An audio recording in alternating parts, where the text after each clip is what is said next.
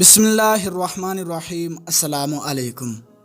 حضرت انس رضی اللہ تعالیٰ عنہ سے روایت ہے کہ تاجدار مدینہ صلی اللہ تعالیٰ علیہ وآلہ وسلم نے فرمایا، جو شخص یہ درود پاک پڑھے، اگر کھڑا تھا تو بیٹھنے سے پہلے اور بیٹھا تھا تو کھڑے ہونے سے پہلے اس کے سارے گناہ معاف کر دیے جائیں گے۔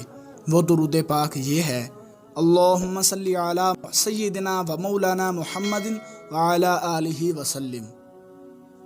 حضرت ابو ہریرہ رضی اللہ تعالیٰ عنہ سے روایت ہے کہ رسول اللہ صلی اللہ تعالیٰ علیہ وآلہ وسلم نے فرمایا، اللہ تبارک و تعالیٰ تمہاری صورتوں اور تمہارے مالوں کو نہیں دیکھے گا، لیکن تمہارے دلوں اور تمہارے اعمال کو دیکھے گا۔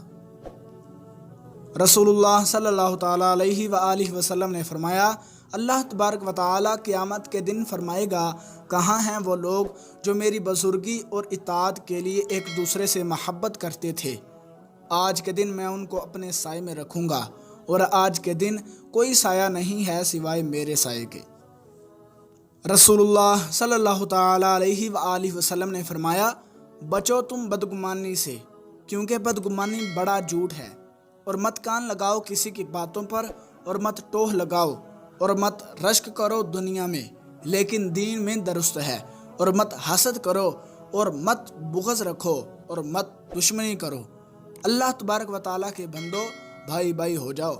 تو دوستو، اللہ تبارک و تعالیٰ سے دعا ہے کہ اللہ رب العزت ہمیں اور آپ کو ان احادیث پر عمل کرنے کی توفیق عطا فرمائے، اور مزید ایسی ویڈیوز دیکھنے کے لیے ہمارے چینل کو سبسکرائب کر لیجئے۔